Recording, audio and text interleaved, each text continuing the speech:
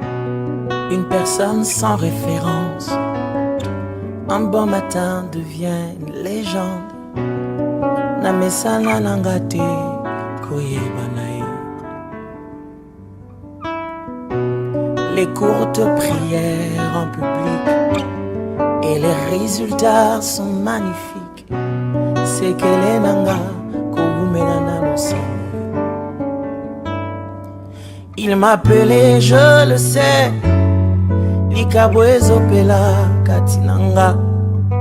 Namituni ponani. Messieurs de notre Seigneur Jésus-Christ, laisse qu'il vous bénisse et qu'il vous fasse énormément de bien. Nous sommes encore dans la joie de vous retrouver au fait dans cette nouvelle tranche de temps d'édification avec votre structure ATK Édification et votre serviteur que nous sommes. Alors, par la grâce de Dieu, nous allons aujourd'hui clôturer cette série d'enseignements qu'on a commencé depuis un moment intitulée « Le chrétien et le deuil ».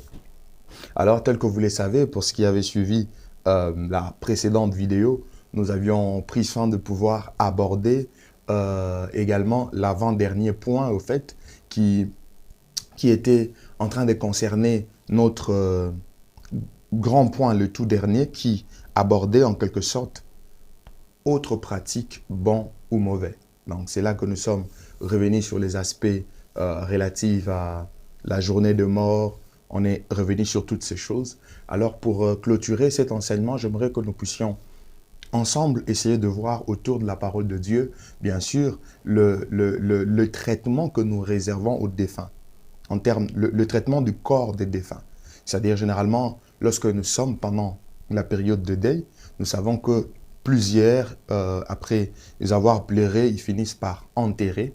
Mais il n'y a pas que l'enterrement, il y a d'autres pratiques qui existent aussi. C'est comme ça que je suis en train de dire que nous puissions aborder ce point qui concerne les traitements que nous réservons au corps de défunt à la fin du deuil ou à la fin de notre cérémonie ou l'organisation de nos funérailles.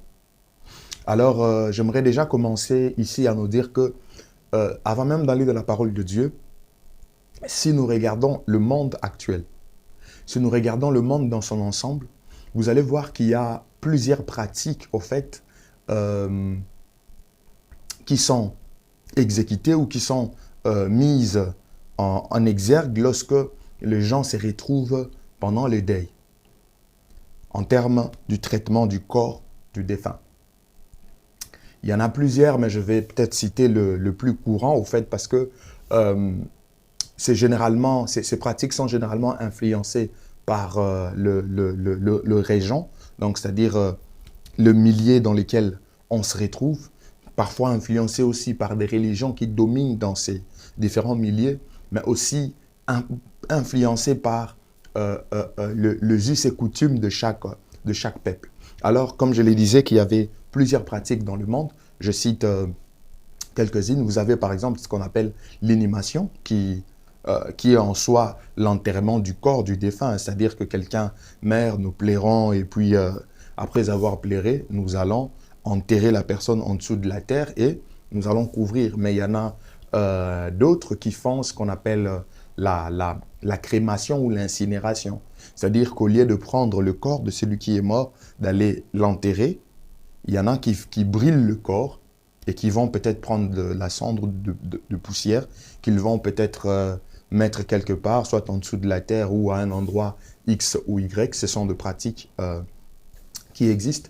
Il y en a d'autres qui font l'embaumement pour une longue période. Si vous vous souvenez d'ailleurs, dans l'Égypte antique, il y avait ce qu'on était en train d'appeler la momification, c'est-à-dire qu'on prenait le corps du cadavre qu'on embaumait pour que ça soit conservé pendant une longue période. Il n'y a pas que ça comme pratique que nous pouvons citer dans le monde. Il y a également l'exposition ou les dépôts en pleine nature. C'est-à-dire, il y a des civilisations où il y a des gens où, dans certains cas, certaines personnes, ils ont perdu un proche, quelqu'un est mort, au lieu de l'enterrer, au lieu de faire l'incinération ou embaumer pour conserver le corps pendant longtemps, ils vont devoir faire un don à la nature. C'est-à-dire, on prend le corps, on le jette par exemple dans une rivière, à l'océan, dans un fleuve, ainsi de suite. D'autres qui prennent même le corps, ils le déposent sur une montagne et puis le vautour vont commencer à manger ces corps jusqu'à ce qu'ils vont complètement l'épuiser. C'est ce qu'on appelle le don en nature. Au fait, ce sont de pratiques qui existent aujourd'hui dans le monde. Jusque-là, nous n'avons approuvé aucune pratique. Il était d'abord question de pouvoir évoquer ces pratiques qui existent dans le monde. Alors, ayant toutes ces pratiques, en tant qu'enfants de Dieu, nous allons nous poser la question de savoir, mais est-ce que nous devons aller vers une pratique X ou nous devons aller vers une pratique Y? C'est la grande question, au fait, qui reste dans notre esprit. Mais laissez-moi vous parler un tout petit peu de cette histoire d'enterrement dans la Bible. Essayons de voir les choses dans une approche biblique et ça va nous permettre de nous positionner et voir vers quelle pratique nous devons effectivement aller. Donc, essayons de voir comment les choses s'est passées dans la Bible quand des gens mouraient. Pendant que les gens faisaient leur deuil, qu'est-ce qu'ils faisaient effectivement? Dans la Bible également, il y a eu plusieurs manières de faire, et surtout à ce qui concerne l'enterrement. Ce qu'on peut citer en premier lieu, c'est l'inhumation de corps, tel que vous le savez, enterrement dans la terre. Et là, ça pouvait se faire ou ça se faisait de plusieurs manières. Ça pouvait être fait directement dans la terre, ou ça pouvait être fait dans une caverne, ça pouvait être fait sur une montagne. Les autres enterraient ou faisaient l'inhumation dans un tombe. Et pour les autres, ils faisaient des sépultures qui étaient taillées sur des rocs, au fait, où d'autres plaçaient le corps dans des tombes considérées comme étant des tombes familiales. Donc, il y a plusieurs pratiques comme ça. C'est comme ça que lorsque vous lisez dans la parole de Dieu, dans Genèse chapitre 23, le verset 19, il est écrit: après cela, Abraham enterra Sarah, sa femme, dans la caverne du champ de Macpéla, vis-à-vis de Mamré, qui est Hébron, dans le pays des Canaan. Par exemple, ici, nous avons le cas de Sarah. Lorsqu'elle était morte, Abraham l'a enterrée où? Il l'a enterrée dans une caverne. Et cette caverne était du champ de Macpéla. Un autre exemple, Genèse chapitre 35, le verset 28 à 29, il est écrit: le jour d'Isaac furent de 180 ans, il expira et mourut, il fut recueilli auprès de son peuple, âgé et rassasié de jours, et Ésaü et Jacob, ses fils, l'enterrèrent. Pour Isaac, on est en train de nous dire qu'il a été tout simplement enterré. Prenons un autre cas, Deutéronome chapitre 34, le verset 5 à 6, il est écrit: Moïse, serviteur de l'Éternel, mourut là, dans le pays de Moab, selon l'ordre de l'Éternel, et l'Éternel l'enterra dans la vallée au pays de Moab, vis-à-vis de Beth-Péor. Personne n'a connu son sépulture jusqu'à ce jour. Par exemple, le cas de Moïse, c'est Dieu lui-même qui l'a enterré. Et Dieu l'a enterré où la Bible est en train de nous dire qu'il était mort d'abord dans le pays de Moab et l'Éternel l'enterra dans la vallée au pays de Moab. C'était sur une vallée. On sait seulement qu'il était enterré sur une vallée, mais enterré par l'Éternel. Plusieurs exemples en termes d'enterrement. Prenons aussi Josué chapitre 24, le verset 9 à 30. Là, nous voyons particulièrement ici Josué. Il est écrit: après ces choses, Josué, fils de Nun, serviteur de l'Éternel, mourut âgé de 110 ans. On l'ensevelit dans les territoires qu'il avait eu en partage, et à Timnath-Sérach, dans la montagne d'Éphraïm, au nord de la montagne de Gaash. Josué, par exemple, il était enterré dans une montagne. C'est sur une montagne qu'on a enterré Josué. Donc, on voit l'enterrement dans la Bible, mais ça se faisait de plusieurs manières.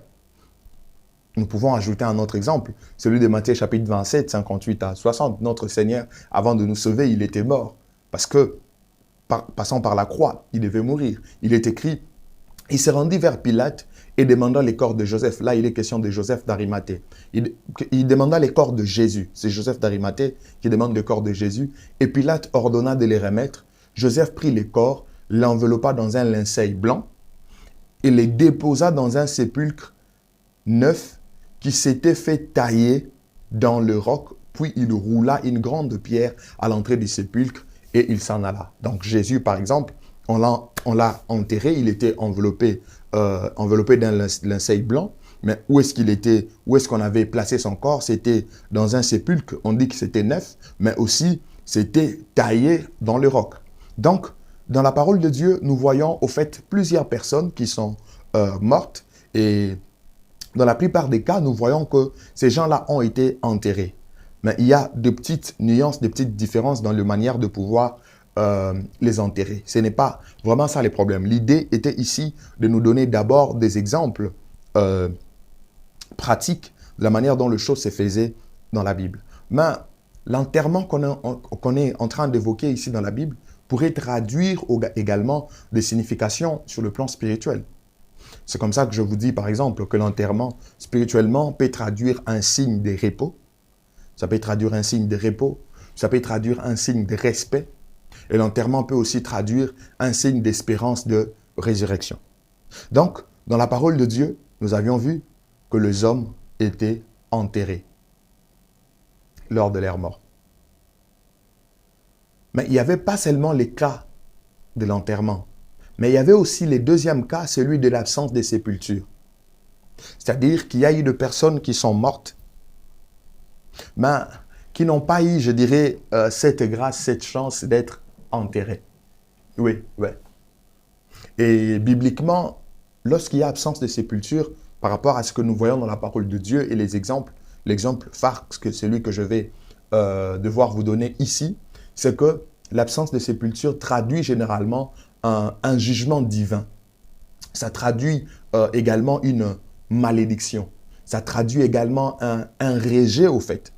Lorsque vous lisez des Rois chapitre 9, le verset 30 à 37, vous allez voir qu'il est question ici de Jézabel.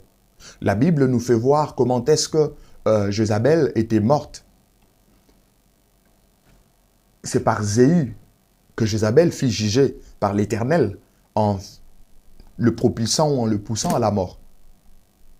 Lorsque vous lisez des Rois chapitre 9, versets 30 à 37, en parcourant le texte, je ne saurais pas lire l'intégralité faute de temps, mais en parcourant le texte, lorsque vous arrivez au verset 32, il est écrit « Il leva le visage vers la fenêtre et dit « Qui est pour moi ?» Qui 2 ou 3 eunuques le regardèrent et s'approchant de la fenêtre. Il dit, j'étais là en bas, on devait jeter qui? Jézabel. Ils la jetèrent et il réjaillit de son sang sur la muraille et sur les chevaux. Jéhu la foula aux pieds. Zéhu a foulé aux pieds le sang de Jézabel. Et la Bible continue en disant, puis il entra, mangea et but. Après il dit, allez voir cette maudite et enterrez-la, car elle est fille du roi. Ils allèrent pour l'enterrer, mais ils ne trouvèrent d'elle que le crâne, le pied, le paume de main. Ils retournèrent l'annoncer à Zéhu, qui dit, c'est ce qu'avait déclaré l'Éternel par son serviteur Élie, le Tishbite, en disant, le chien mangeront la chair de Jézabel dans les camps de Jezreel. Et les cadavres de Jézabel sera comme du fumier sur la face des champs, dans les champs des Israël, de sorte qu'on ne pourra dire, c'est Jézabel. Donc ici, c'est le cas de Jézabel ici qui avait reçu une parole de jugement venant de l'Éternel lorsqu'elle avait fait tuer Naboth de Jezreel avec son mari Akab. Et l'homme de Dieu, le prophète de Dieu, Élie le Tishbite, avait déclaré que le corps de Jézabel sera mangé par les chiens et au même lieu où il avait fait tuer Naboth de Jezreel. Et nous voyons ici, lorsque Dieu a voulu exécuter ses jugements, il est passé par un homme qu'on appelle Zéhu. Je vous épargne du contexte historique et autres, mais nous voyons ici que cette dame a été tuée. Lorsqu'elle est morte, Zéhu est passé. Après, ils se sont dit, bon, c'est quand même la fille d'un roi, il faudrait qu'elle soit enterrée. Alors, allons-y, prenons son corps pour l'enterrer. Et lorsqu'ils arrivent là, ils trouvent qu'elle a déjà été mangée par les chiens. Et la Bible nous fait voir qu'il n'y avait que la crâne qui était restée, le paume de main et autres. Donc, L'absence de sépulture dans la parole de Dieu traduit généralement une malédiction, traduit généralement le rejet, ça traduit généralement le signe d'un jugement divin. Ça, c'est le deuxième cas que nous avions vu dans la parole de Dieu. Hormis l'enterrement, on a évoqué l'absence de sépulture. Maintenant, laissez-moi évoquer la crémation. Parce que la crémation ou l'incinération de corps, nous avons aussi vu ça dans la parole de Dieu. Mais nous allons voir à quoi est-ce que cela ressemble. Lorsque vous lisez Genèse chapitre 19, le verset 24, il est écrit « Alors l'Éternel fit pleuvoir du ciel sur Sodome et sur Gomorrhe du soufre et du feu de par l'Éternel. Il détruisit ces villes, toute la plaine et tous les habitants des villes et les plantes de la terre. » Sodome et Gomorrhe, étant sous la colère de Dieu, qu'est-ce que le Seigneur avait fait? Il avait fait pleuvoir au fait du soufre et du feu à partir du ciel sur la terre. Ce qui veut dire que ces hommes étaient consumés. En d'autres termes, on dirait que ces hommes, leur fin consistait à de l'incinération ou à une crémation. Lorsque vous lisez Lévitique chapitre 10, le verset 1 à 2, on nous parle également du sort de fils d'Aaron, Nadab et Abihu, qui ramena dans la présence de Dieu le feu étranger. Et cela excita la colère de Dieu, Dieu qui a voulu exercer sa colère sur eux. Qu'est-ce qu'il a fait? Il a fait en sorte que le feu puisse sortir de devant lui pour le consumer. Et la Bible déclare qu'ils étaient morts, qu'ils mourirent devant l'Éternel.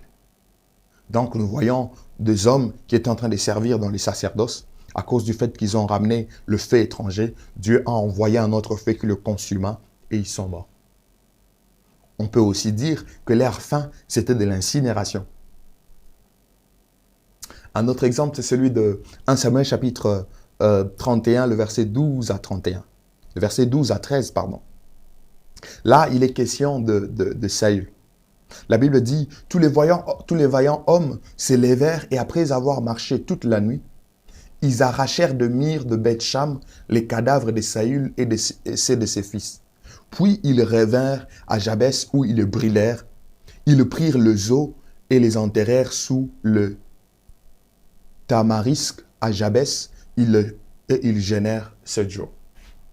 Ici, nous voyons le cas de Saül qui était déjà mort avec ses fils. Qu'est-ce que les hommes ont fait? On est venu, on a repris son corps et on a brûlé ces corps-là. Et quand on a brûlé, on a pris juste les os, on est allé réenterrer. En fait, dans la parole de Dieu, sur les 3 exemples que je viens de vous donner, qui s'approchent au fait de l'incinération ou de la crémation, vous allez vous rendre compte que cette pratique de l'incinération ou de la crémation, au fait, elle n'est pas en soi prescrite dans la parole de Dieu pour le peuple d'Israël. C'est-à-dire quand vous êtes en train de lire l'histoire du peuple d'Israël, de prescriptions que l'Éternel leur a données, et même dans leurs us et coutumes, vous ne trouverez pas une situation normale ou une situation normale dans laquelle ce peuple est en train de faire de l'incinération des corps. Mais aussi, je pourrais nous dire que cette pratique de l'incinération de corps est généralement associée à des circonstances exceptionnelles ou à des jugements. C'est ce qui traduit même le quelques textes que je venais de vous donner sur de pratiques similaires. Donc, en soi, l'incinération n'est pas un rite funéraire normal s'il faudrait voir les choses dans l'optique de la parole de Dieu. Alors, vous êtes sans oublier que nous venons d'évoquer 3 cas. Nous avions évoqué l'enterrement, qui est en train de se faire de plusieurs manières dans la parole de Dieu. Nous avions évoqué l'incinération ou la crémation. Et nous avions aussi évoqué en amont l'absence de sépulture. Alors, entre les 3, dans quoi est-ce que nous pouvons nous diriger si nous voulons rester proches de la parole de Dieu? Déjà, vous allez vous rendre compte que l'enterrement est le modèle le plus courant au fait et accepté par la Bible, que ce soit même par les églises évangéliques. L'enterrement est le modèle le plus courant et le plus accepté. Et pour ceux qui sont par exemple en RDC, les chrétiens qui sont en RDC sont beaucoup plus dans cette optique d'enterrement. Si nous disons que c'est le modèle le plus courant et le plus accepté, c'est à cause d'un certain nombre de raisons. Et les raisons que nous voulons évoquer ici, sont des raisons que nous trouvons dans la parole de Dieu. Premièrement, pourquoi nous privilégions cette approche d'enterrement? C'est parce que cela renvoie d'abord à l'idée du retour à la poussière. Il est écrit dans Genèse chapitre 2, verset 7, « L'Éternel Dieu forma l'homme de la poussière de la terre, il souffla dans ses narines un souffle de vie et l'homme devint un être vivant. » L'homme, il a été formé par Dieu à partir de la poussière. Genèse chapitre 3, verset 19, il est écrit, « C'est à la sueur de ton visage que tu mangeras du pain jusqu'à ce que tu retournes dans la terre d'où tu as été pris, car tu es poussière et tu retourneras dans la poussière. » À cause de ce que l'homme et la femme avaient fait, lorsque le Seigneur est en train de punir l'homme et la femme à cause de leur désobéissance, il a dit que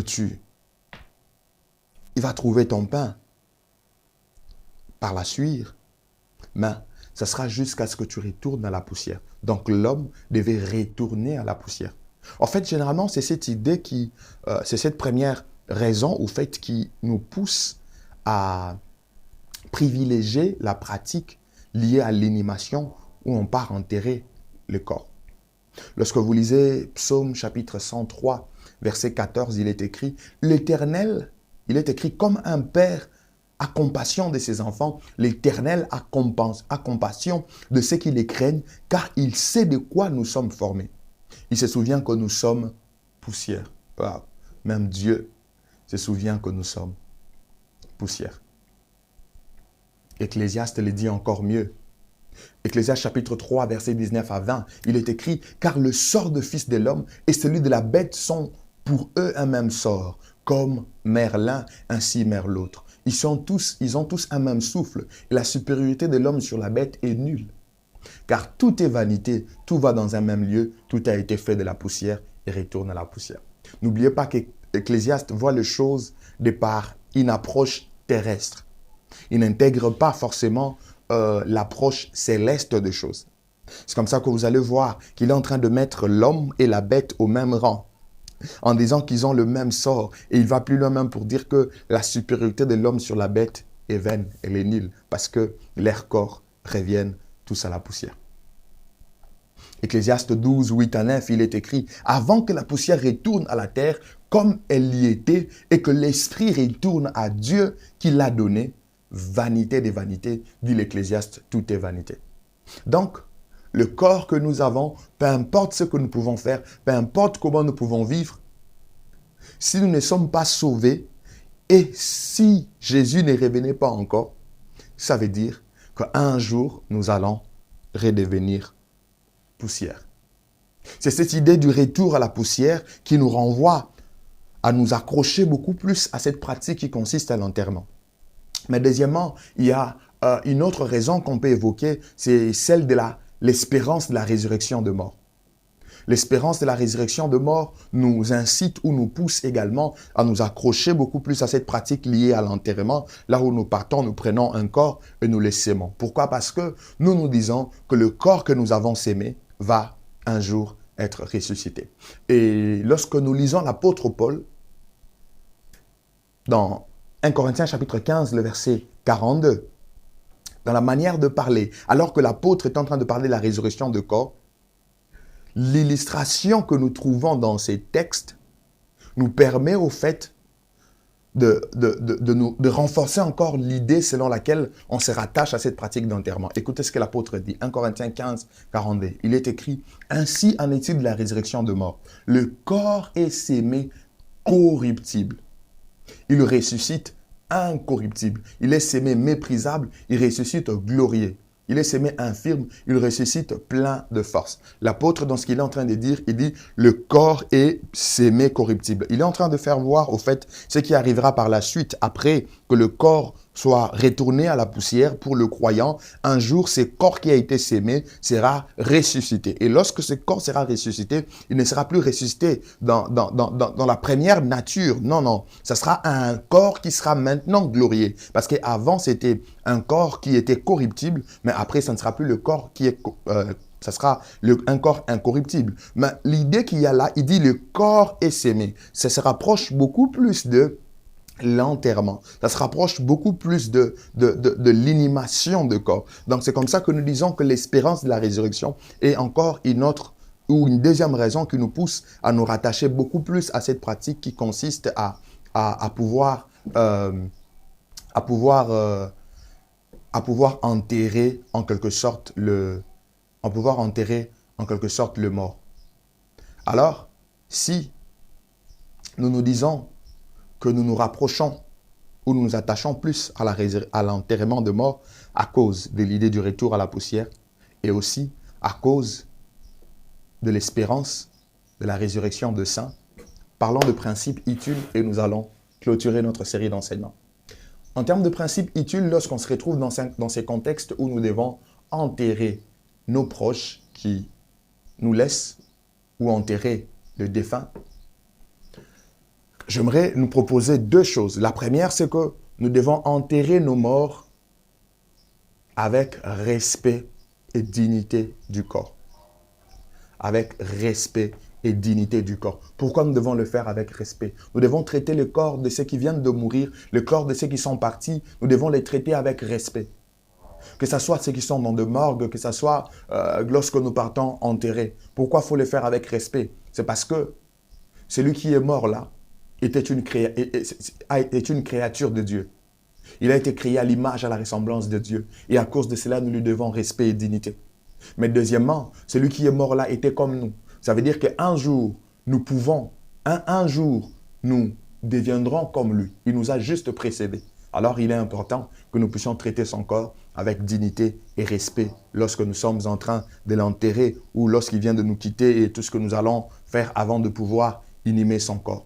Deuxième chose que nous devons faire, c'est que pendant l'enterrement, nous devons rejeter toutes les pratiques occultes, toutes les pratiques qui ne donnent pas gloire à Dieu, toutes les pratiques qui semblent nous rapprocher à des choses liées à des idoles, toute pratique qui semble nous rapprocher à des choses contraires à la parole de Dieu, de mauvaises paroles, de pratiques ancestrales ou de pratiques liées à des us et coutumes qui sont contradictoires à la parole de Dieu. Ce sont des choses que nous devons mettre de côté. Il ne faudrait pas créer trop de mysticisme dans cette histoire, mais il faudrait plutôt le faire de manière simplifiée. Et en le faisant de façon simple, ça vous épargne de tentations et autres. Que le Seigneur vous bénisse. Et surtout vous qui avez suivi cette série d'enseignements depuis le début où nous avions commencé à parler du chrétien et du deuil. Et c'est ici que nous terminons cette histoire. Alors, je crois que quelqu'un a été béni par cet enseignement. Que la grâce de Dieu soit votre partage. Que Dieu vous fasse énormément du bien. Merci. À la prochaine.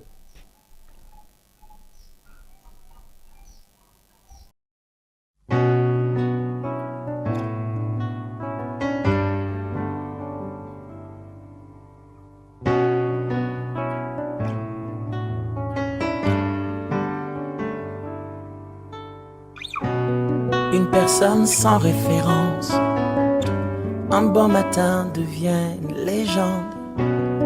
Namesana nangate koyebanae.